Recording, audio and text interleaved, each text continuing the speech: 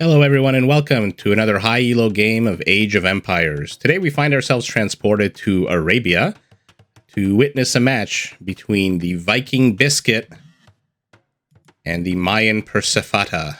I hope I'm pronouncing that right. The respective elos of the players are up top, and let's see where this game goes. Biscuit playing the teal Vikings. Let's look at his or her base. Wood lines on either side and in the back. Fairly easy to wall off. Persephatta's base, much more open in the side here. Easier to wall off to the north and to the east.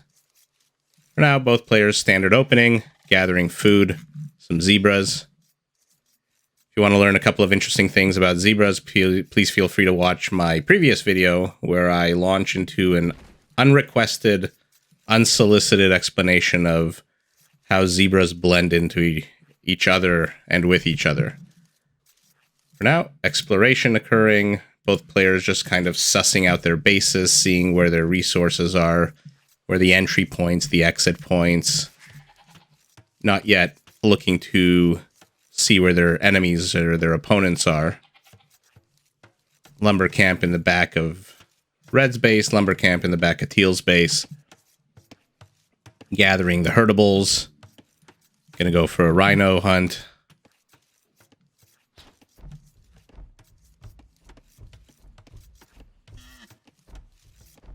Wonderful. So with the Viking civilization, obviously you have the stronger infantry, higher hit points starting in feudal. You get certain free economic upgrades.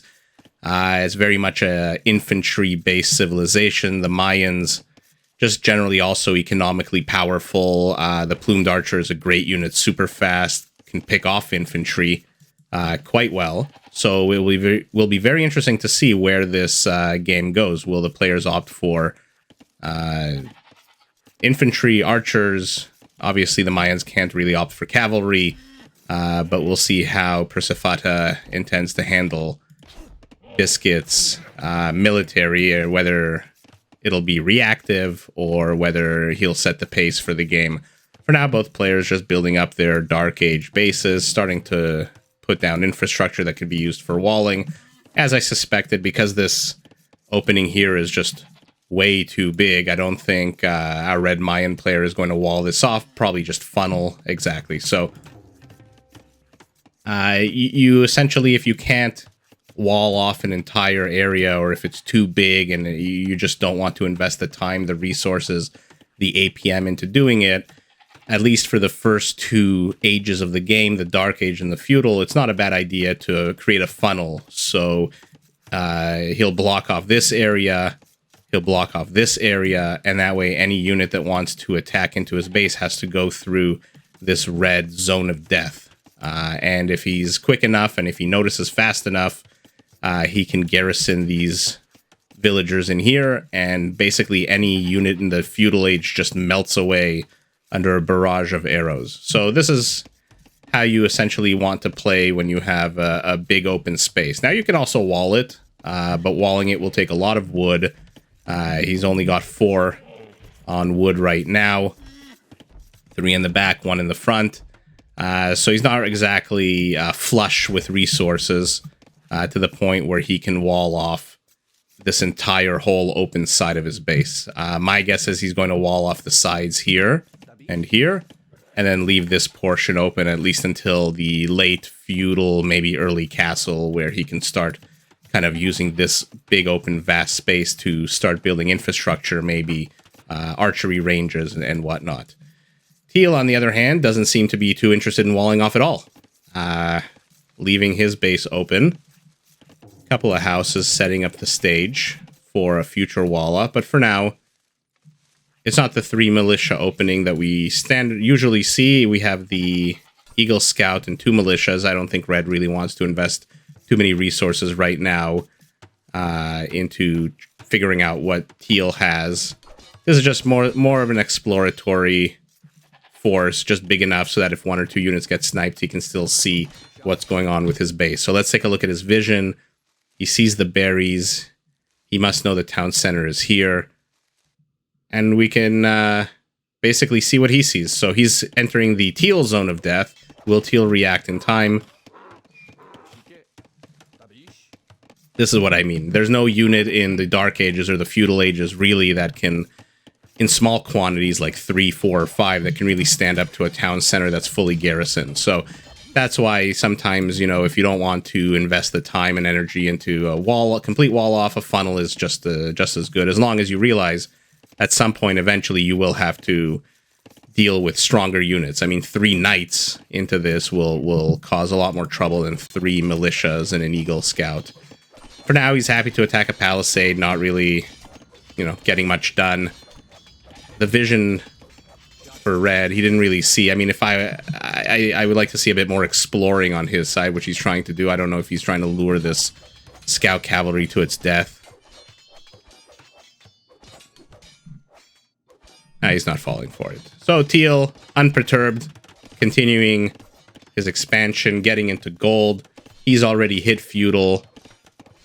For some reason, our red Mayan is banking 750 food, which he now turns, I guess, into an upgrade for feudal. So that costs him 500, back down now to 250 to 300. Not sure why he was sitting on so much food for so long. Maybe not too concerned. But now I think he'll see the infrastructure here of teal, and he'll probably want to start getting out his own infrastructure. I mean, to see a barracks, an archery range, and a blacksmith, you know, he's one building away from being able to go up to castle, even though his resources are not even close to it. But red doesn't know that. So all red can see is the production facilities. He knows this is a military opening. This is not a market blacksmith. This is a very much an intended military strategy here by our teal Viking player. And that theory is proved by the presence of a number of archers now. So this is why teal didn't really want to wall off his base. I mean, 2 archers can shoo this away pretty well, especially with the scout cavalry to take care of this Eagle Scout. That being said, he obviously does not want to spend too much time and APM on handling a minor annoyance, so he will ultimately wall off. But for now, the archers are chasing. Let's see if they noticed where red went. I think he can easily pick off these militias. Both players now in feudal. Villager counts similar, 29 to 27. Teal is going up to 29, so should be identical. 3 military count for both. And let's see where the players go with this. Red for now, building his own archery range here, and a blacksmith here. So he wants to completely wall off this side. He does not want any kind of harassment. That being said, what has teal actually seen? Teal has not seen anything. So this is teal's vision. He does not know where red is weak. He does not know where red is strong. He does not know where red is walled off. Red, on the other hand, sees almost everything. He sees 2/3 of the base. All he is missing is vision of the southern portion of the base, which he can easily get with this Eagle Scout, even though the Eagle Scout seems to be more intent on running home with his giant cool spear. So both players, for now, nothing too aggressive, shooing each other away. 5 archers are nice, but again, feudal age harassment is not game ending. Teal now walling off his base. So we'll see if he notices this opening here. A couple of box turtles. Okay, and the villager is just waiting. 1 villager is completing the palisade. More archers coming out. He's up to 8 archers to red's 3. So let's see if he intends to use these archers in an offensive manner, like he is right now with these 4, or if he intends to mostly just defend. The last thing you want is to clump up a bunch of archers against eagle warriors who just go through them like a hot knife through butter. So he's playing it fairly cautious, not really exploring, but he does see red's base finally. So this is his vision now. Sees exactly where he can put his units, exactly where the best place to harass them is. This wood line is not getting cut anytime soon. Instead, he's choosing to hunt himself a zebra.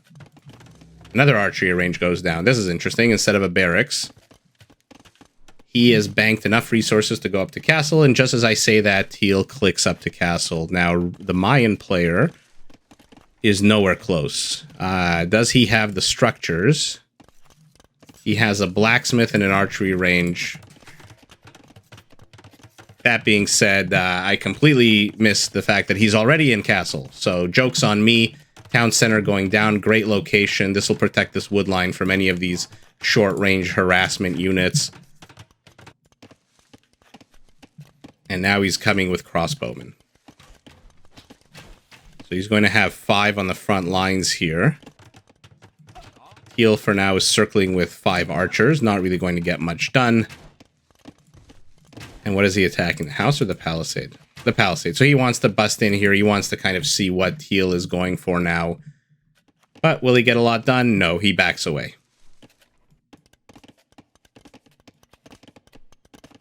Both players sitting around 35, 36 villagers. Teal is almost at castle, so he'll get his own crossbows very soon. He'll have 9 to 9, so identical. Let's look at upgrades. Teal has a +1/+1. And our red Mayan player is sitting at a +2.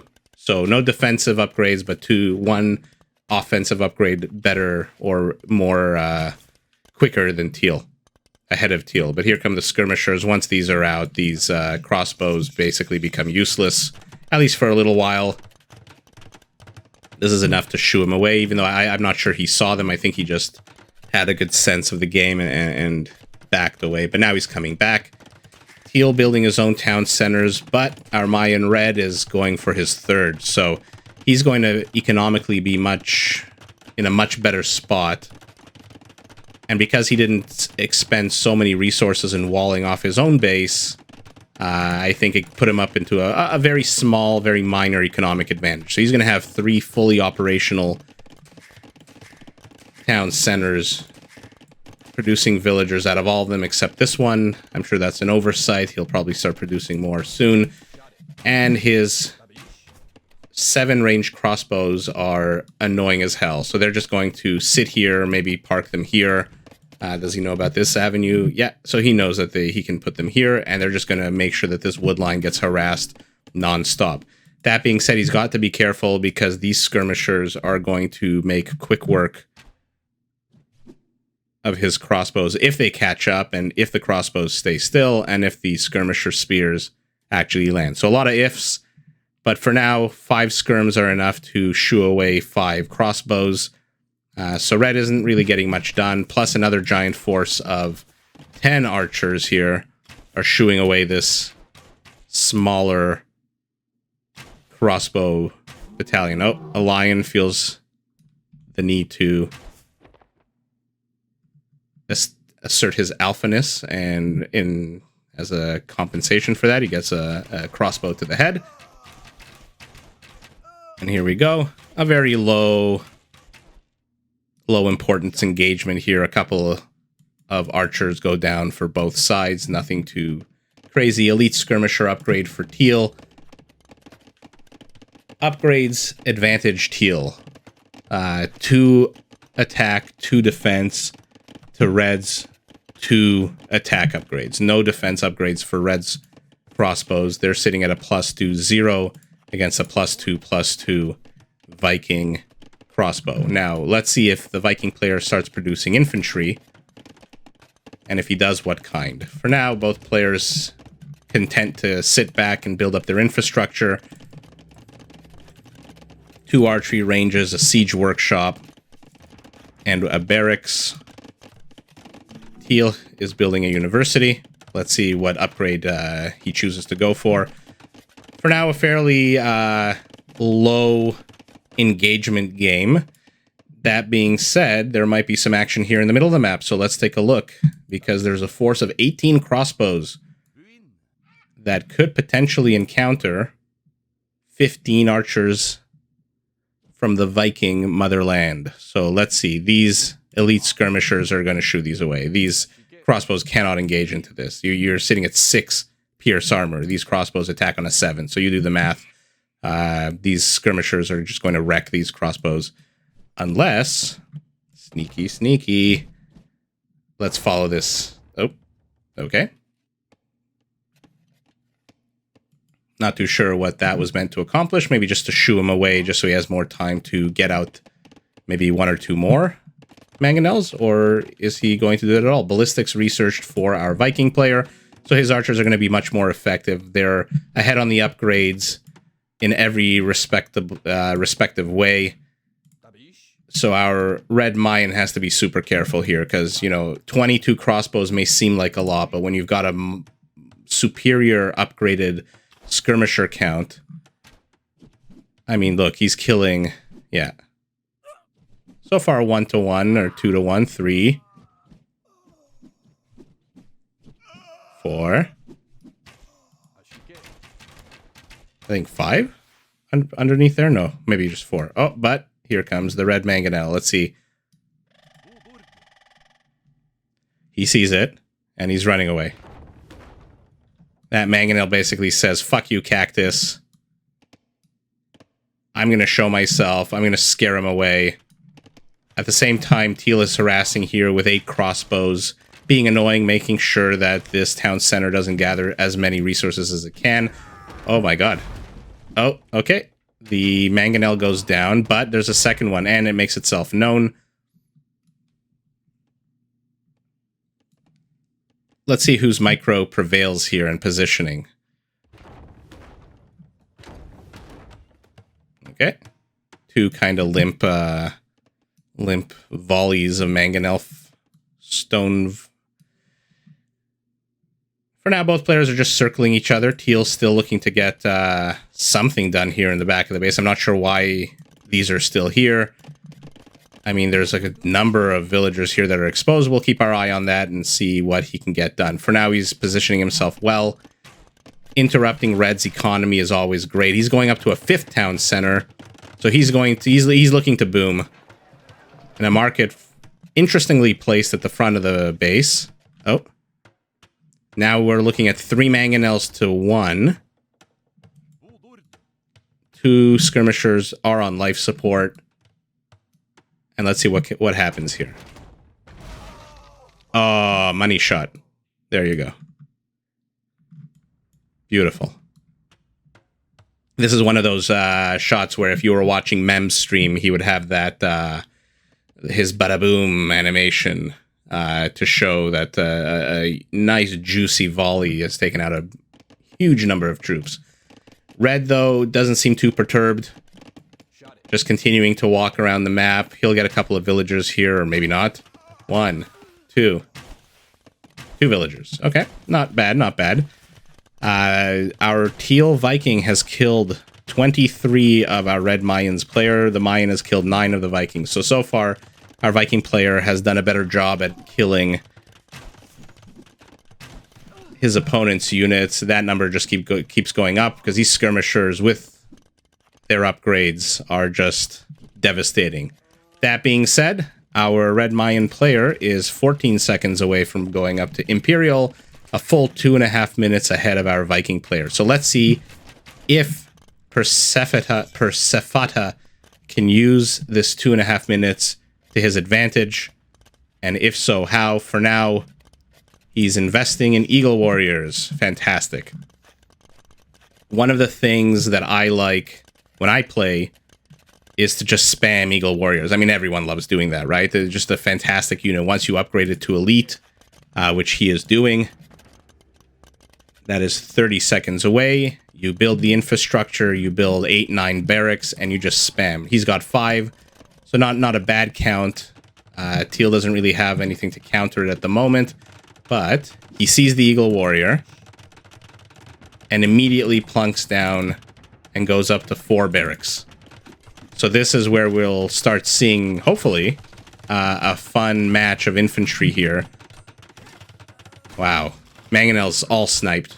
These Eagle Warriors are just so much fun to play with. They're so fast. They can take such a beating. Another barracks goes down. We're going to go up to 5 for our Viking player. He's getting upgrades. The man-at-arms upgrade. No attack upgrades yet for his infantry. And you just gotta love it. Here come the Eagles. Red is putting up villagers. He's at 700 stone, so we all know what that means. He's looking for a place to plop down a castle. But he's got to be careful because this is not that many Eagle Warriors. And with a castle behind this, I mean, the skirmishers... 18 skirmishers should be able to deal with 3 Eagle Warriors. They'll get their asses kicked a little bit, but they will shoo it away. Here come the men-at-arms.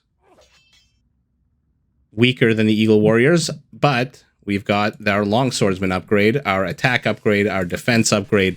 So teal is going full infantry. I think red needs to realize this right away. He needs to look at the upgrades on these units. He needs to see the +2 defense, and in a second he'll see the +1 attack. And he should realize that he's going up against Viking infantry, and I'm not sure if Mayan infantry can cut it. Will this castle go up? Let's observe. For now, the Eagles are running rampant, killing every single skirmishers they can get their hands on. The skirmishers are instead focusing on some of the villagers. The castle is up. Let's see how teal handles this. Oh no. Oh no, no murder holes. No murder holes against 24 longswordsmen. This castle is done. Unless these 22 eagles that are being built can be rallied here immediately, I think this castle is not long for this world. It's already down 25% of its HP. I think I just saw... That's right. A trebuchet. So this castle is not... even though it's in a much better position... Oh, you gotta love it when they sync up like that. Even though the castle is on the higher ground, takes less damage from these trebs. I mean, 3 trebs. How many longswordsmen? 27. I mean, if you're going to go castles against an infantry civilization and you have no military yourself, you have, let's say, 3 crossbows and 22 eagle warriors, you want to get murder holes. You do not want to give your opponent, especially with, I think these guys have insane pierce armor 5, and he's going up to champions, so their pierce armor is going to be crazy. They can close in on a castle fairly fast. Oh, beautiful maneuvering by red in between teal's army. Will he get the... Yeah, he gets the treb. Costs him a couple of eagle warriors, but a fantastic trade. That was beautiful, Micro. These trebs are being a bit more passive. These eagle warriors can run circles. Look at their speed, 1.43 against the 0.99. So these eagles are much faster. That being said, if these infantry of Viking infantry decide to just turn around, or if they engage into a fight, look at that. The eagles are melting. Not just because of the upgrades, but also just the quantity. Another defensive castle goes down here. I love this positioning. Highest point of the hill. A couple of eagles still looking for some trouble, but here we go. The champions have arrived. 21 of them.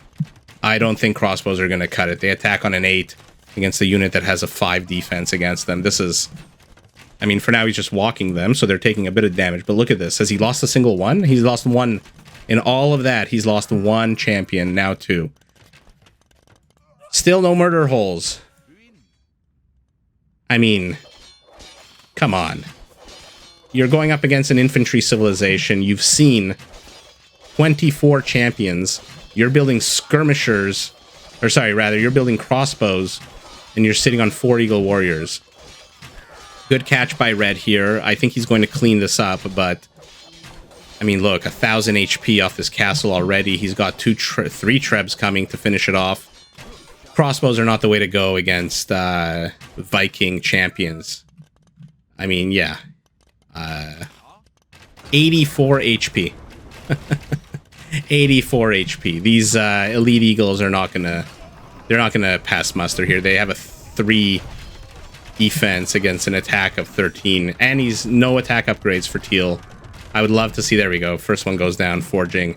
And this might just be GG. I don't know what he really has to... If this castle goes down, what does our red Mayan player really have? 5 eagles and 15 crossbows. Against 21 champions and 15 elite skirmishers. There we go. So fantastic adaptation here by our teal Viking player to go into champions when he saw those eagles. That being said, the eagle transition by our Mayan player didn't last very long, and he continued to make crossbows for some reason. This is my biggest annoyance. No murder holes. You know you're going up against an infantry civilization. You know you don't have the units to take him head on, and you're building castles. You should at least get murder holes. It's not an expensive upgrade, and it would have taken out maybe 20 or so of those champions. Maybe he would have even saved a castle. Maybe would have given him a chance to build his own trebs. But either way, great game. If you like what you see, feel free to comment, like the video, and subscribe.